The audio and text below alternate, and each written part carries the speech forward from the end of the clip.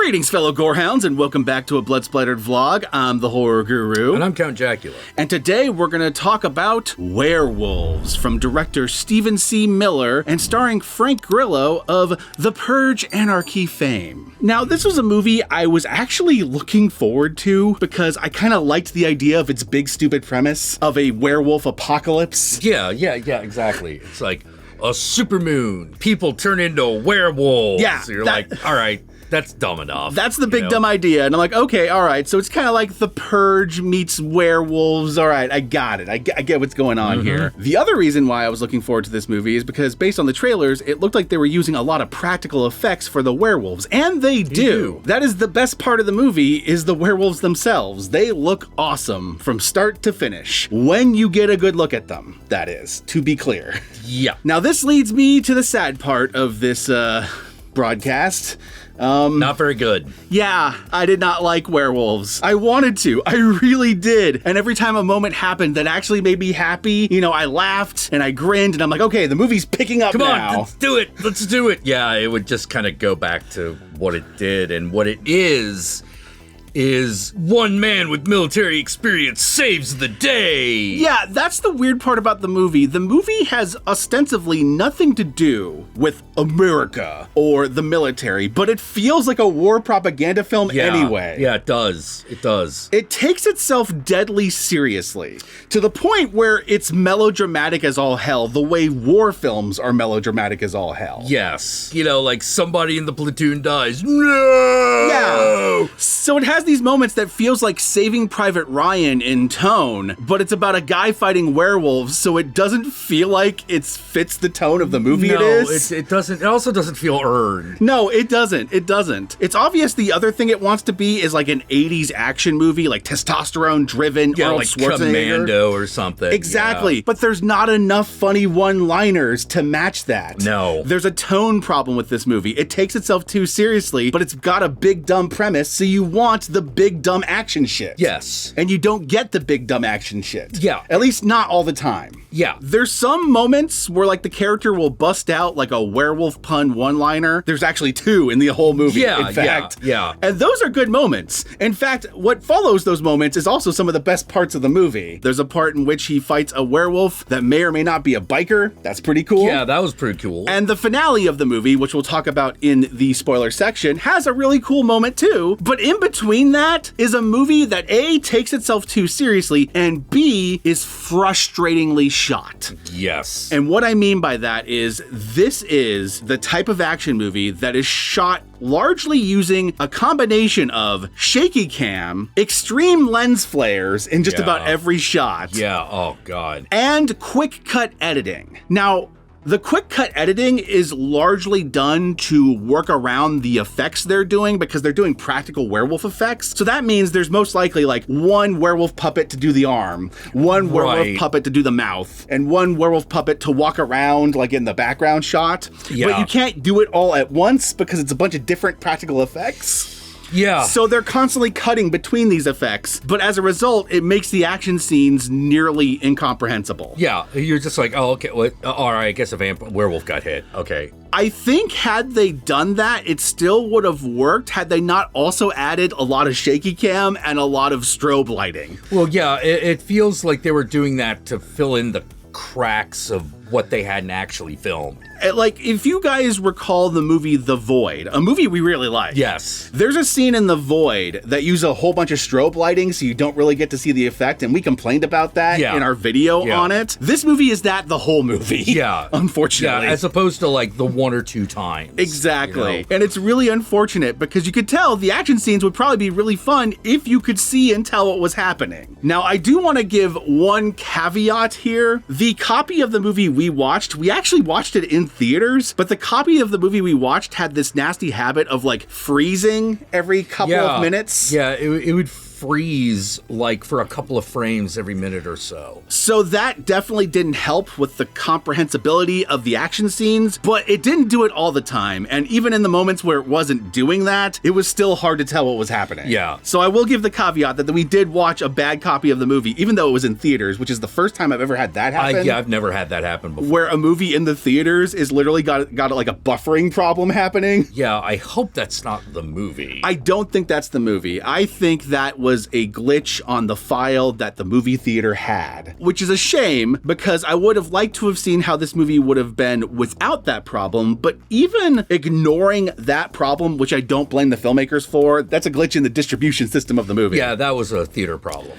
The movie still, when that wasn't happening, was still hard to follow action-wise. It was. It got to the point where I would just be sitting there going like, look, just get to the next plot point, man. Narratively, the movie's easy to follow. The movie's very straightforward. Now, unfortunately, when we get to the spoiler section, we'll talk about some of the holes in this narrative. Yeah. That in a far more self-aware and far more overtly stupid movie, I would have... Yeah, it wouldn't have been an issue at all. It wouldn't have been an issue at all. I wouldn't have a problem with, but because this movie takes itself so seriously and is treating itself like it's Black Hawk Down, the werewolf movie. Yeah. I did find myself scrutinizing the holes a little bit more in the narrative. Yeah, because if they're going to go like melodramatic, you need to be able to buy into everything that's happening around them. Exactly. You either need to be so good I'm not thinking about it, which is one possibility, or you fill up the holes well enough to where they're not a problem anymore. Right, exactly. If you're a big dumb movie, if you're Shark Side of the Moon, that's less of a problem. Yeah. You're just a dumb movie to begin with and you're embracing your dumbness. But this is a dumb movie that's trying to be taken seriously. Yes. And unfortunately, that means the holes are more glaring when you see them. Yeah, they are. They are. Like, comparing this to another, like, military werewolf movie, like, this is not Dog Soldiers. No.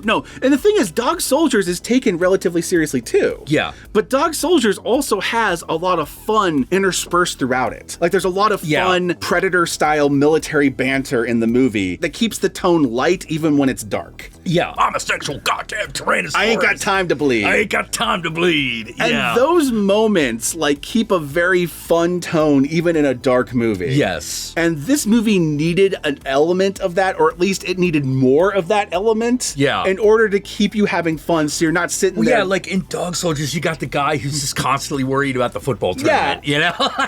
So you're not sitting there constantly going like, well, I'm not really laughing and the action's hard to follow. So now I'm just thinking about how much I don't care about that character that we're supposed to care about now. Yeah. And now we have a problem. Yeah. There's no moment where like, you know, like Sean Pertwee goes like, oh, hit me harder, you pussy. Exactly. It needed moments like that. It tries to deliver the big experience, but it can't. This movie is trying to be The Purge 2, but they have the budget of The Purge 1. Yeah. Really a shame.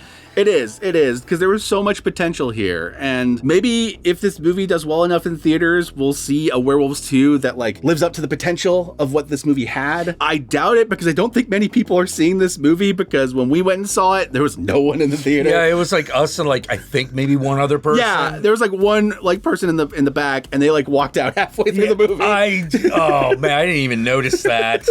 I almost fell asleep. Well, I can't blame you because there's parts where it's just like quick cutting, strobe lighting, so you're like constantly like being blinded by the screen, and shaky cam, so like if you have any sort of like nausea towards that, then you're just gonna close your eyes throughout that sequence, like, you know. Oh, yeah, werewolf. Okay, oh, wait, Frank Grillo is now talking to the scientist lady now. All right, rock on. All right. Like, the camera's steady and I can follow what's happening again. Oh, yeah, by the way, there is a dead cat in this movie.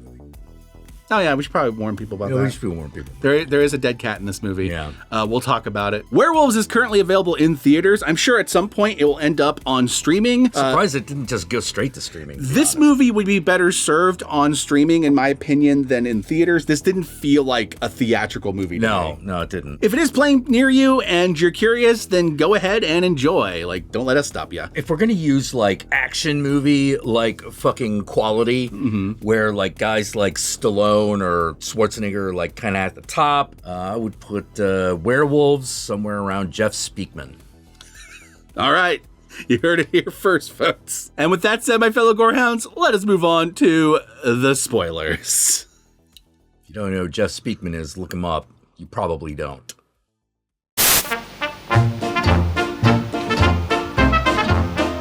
All right, so the supermoon makes everybody turn into a werewolf. Now, when I first heard that premise, I'm like, okay, so the idea is supermoon happens, a portion of the population turns into werewolves, and the other portion of the population's in danger from the werewolves. Right. So they gotta hide from the werewolves, so they're trying to find a way to solve this problem. Right. They're trying to cure werewolfism. But the thing the movie never makes clear is whether or not there actually is a portion of the population that doesn't get infected by this. Right, because everyone who gets hit by moonlight just turns into a werewolf. No one ever says that there's a portion that doesn't throughout the movie, and everyone we see that touches moonlight or like it gets exposed to moonlight automatically starts turning. Yeah. So I'm led to believe by the end of this movie that everyone in this movie would just be a werewolf if they went outside, and up until the end of the movie, which we'll talk about in a minute. Right. The werewolves never seem to be fighting each other. Yeah. It's like turning into a zombie. You're just a werewolf now, and there's Team Werewolf, and then there's humans. So my question is at that point. Oh yeah, and the only thing werewolves do is try to kill humans. Yes. So my question becomes at that point, wouldn't the solution, or at least the temporary solution until you can find a cure for this, be everyone go outside and get exposed to moonlight, so you all turn into werewolves, you don't hurt each other, you just fight like dogs and shit. Yeah, because the werewolves don't seem to turn on each other for the most part. Wouldn't that be a better solution than everyone trying to hide in their fucking caves so that wolves can come in and kill you while you're not exposed to moonlight? Basically just like turning yourself into sardine cans. Yeah, and you can be like, well, maybe people wouldn't do that, but I can't believe it wouldn't have come up. Here's the thing, maybe people wouldn't do that, well then make the movie about that. Yeah, exactly. You know? Like bring that up, right? Because this movie had so many lulls where the action was so hard to follow, this is the stuff we found ourselves thinking about. Yeah. Like how this premise actually has this big hole in it, and that big hole is anyone actually in danger if they all turn into werewolves? Yeah. And throughout the movie, you see like packs of werewolves, but they never really fight each other.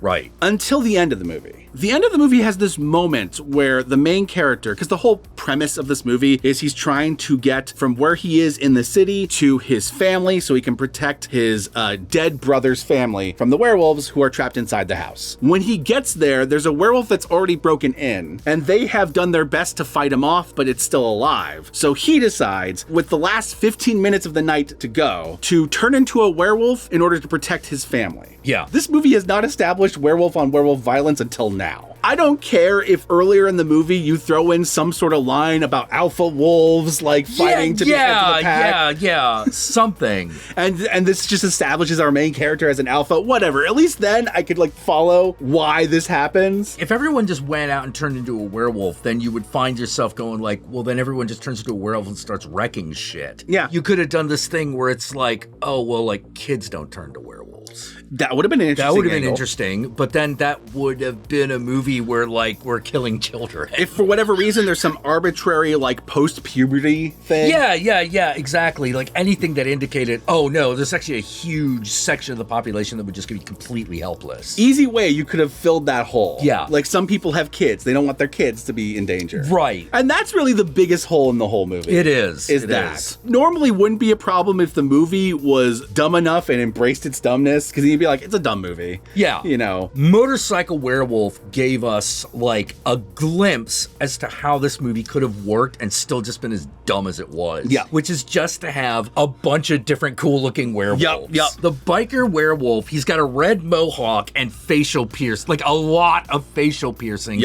as a wolf man. He's got like these big hoop rings. And Yeah. he's got this biker jacket. Yeah. And he comes down like a big boss. yeah, he comes down like he's like the boss fight of the level and shit. Yeah. And what this movie needs to do, and it doesn't do this, is he needs to think he's defeated this guy, and then this werewolf gets on a motorcycle and chases him down. That would have been amazing. That's the kind of shit I need. Yeah, exactly. Because then you would have been like, oh, okay, all right, movie, all right. Because there's these glimpses where they establish sometimes the werewolves have like malicious intent, like they're thinking things through. Yeah, because they're not, the werewolves aren't dumb, they're just violent. And so there's werewolves that are like trying to figure out a way around this electric fence at one point. Yeah. If you're already going with the werewolves being somewhat intelligent, which I guess is what they use to justify him fighting the other werewolf at the end, though that still leaves the question, then why does he go after his own family after that if he's that self-aware? Exactly. I don't know. Like, I feel like there's a hole there too, but maybe that's just me. Yeah. Well, it felt like, hey, remember the ending of 28 Days Later? Let's kind of do that, but not think about it. Yeah. Yeah. But I will say this, as much as that didn't completely make sense or work for me, him turning into the werewolf and having the werewolf fight is one of the better scenes. Yeah, it is. It is. And you get him like fucking decapitating the werewolf. Yeah, ripping the dude's head like off a like goddamn it's fucking barbarian. Mortal Kombat. And it all of a sudden turns into fucking like Conan the werewolf barbarian. Yeah. That shit was awesome. Yeah, well, like, if they had tapped into, like, some of that Mortal Kombat energy instead of what they did do, it would have been like, okay, I get it. The other thing that was really cool was that werewolf biker scene. Yes. And not just the werewolf biker, that entire scene where they run into those like militia members that are fighting the werewolves and the werewolves come after them. This is one of the rare action scenes where it's actually relatively easy to follow. Yeah. Two other scenes I want to highlight in this movie because I actually kind of like the scenes, but they also kind of highlight like the potential of this movie that it doesn't quite live up to. One scene is this cool little scene where they encounter a werewolf pup in a convenience store. Yeah. A bodega. Yeah. And it's eating a cat. So I kind of like the bodega cat reference. That scene was interesting because it's just like, oh, werewolf children. And that's an interesting idea. And I thought maybe that was going to set up like the daughter turning into a werewolf. Yeah, daughter turns into a werewolf, or it turns out there's like a pack of kid werewolves that are going to attack him or something. Like,